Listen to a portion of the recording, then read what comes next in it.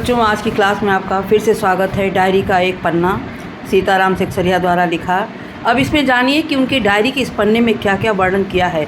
26 जनवरी का जो दिन था वो तो दिन अमर हो गया, क्योंकि उसी दिन हमारा गणतंत्र लागू हुआ। और उसी दिन जो 1931 का 26 जनवरी है, उसी के दिन सारे हिंदुस्तान में स्वतंत्रता दिवस मनाया गया। और इस वर्ष की पुनरावृत्ति के लिए, दोहराने के लिए, जिसके लिए काफ़ी तैयारियां पहले से की गई थी, उसका सबसे बहुत साधारण से साधारण लोग भी अपना बहुत अमूल्य योगदान दिए। और केवल प्रचार में 2000 रुपया खर्च किया गया था। और ये सारा काम का भार जो है अपने से अपने ऊपर लेना था कार्यकर्ताओं को। इसी तरह जो भी कार्यकर्ता थे उनके घर जा जाकर उनको समझाया जा रहा था। बड़े बाज़ार के सभी मकानों पर राष्ट्रीय ध्वज फहरा रहा था। कई मकान तो ऐसे सजाए गए थे मानो सही में आज़ादी मिल गई हो। कलकत्ते के प्रत्येक भाग से ही झंडे लगाए गए थे। जिस रास्ते से मनुष्य जाते थे उसी रास्ते से उत्साह और नवीनता मालूम होती थी। लोगों का कहना था कि ऐसी सजावट पहले कभी नहीं हुई। पुलिस भी अपनी पूरी ताकत से शहर में गश्त दे करके प्रदर्शन कर रही थी। और शहर में लारियां घुमाई जा रही थी। सारे गोरखा और ट्रैफिक सिपाहियों को हटा करके गोरखा और रेजिमेंट सारे गश्त में लगाए गए थे। पार्कों पर पूरी तैनाती थी कि कहीं से कोई अप्रिय घटना न हो। और सबका मुख्य उद्देश्य क्या था? मोनूमेंट के ठीक नीचे शाम को सभा होने वाली थी। उस जगह को तो भोर में 6 बजे से पुलिस ने बड़ी संख्या में घेर लिया था। तब भी कई जगह तो भोर से ही झंडा फहराया गया। और पुलिस की कड़ी नाकेबंदी के बावजूद भी अविनाश बाबू ने मोनूमेंट के नीचे झंडा फहराया। उनको पकड़ तो लिया गया और दूसरे लोगों से मारपीट कर वहीं से हटा दिया गया।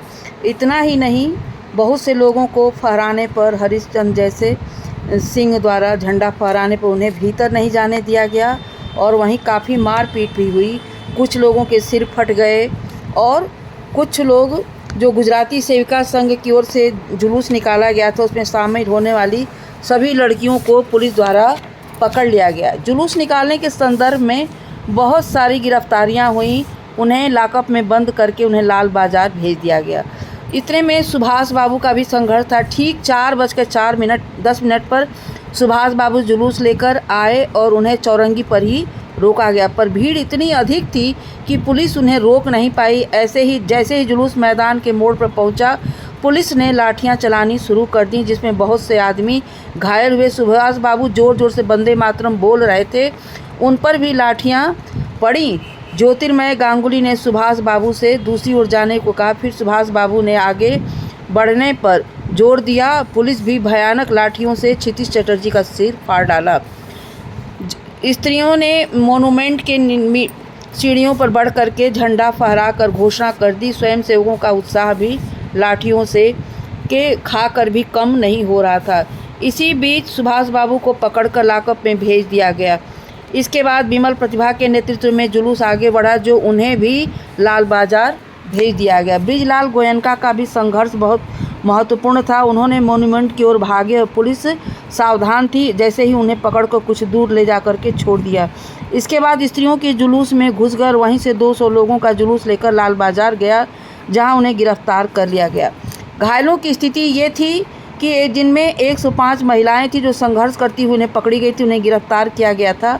और पहली बार कलकत्ता में इतनी संख्या में महिलाओं की गिरफ्तारी हुई थी। और कांग्रेस के कार्यालय से फ़ोन द्वारा सूचना मिली कि अनेक घायल हैं। पर लेखक जो है जानकी देवी के साथ वहां पहुंचा और डॉक्टर दास गुप्ता घायलों की देख रेख करने के साथ साथ फ़ोटो भी ले रहे थे।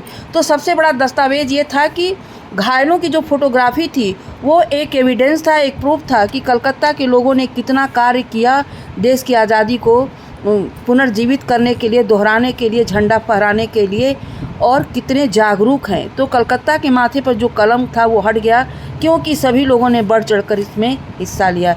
यही इस पाठ का सारांश है। बच्चों, अगली क्लास में फिर मिलेंगे।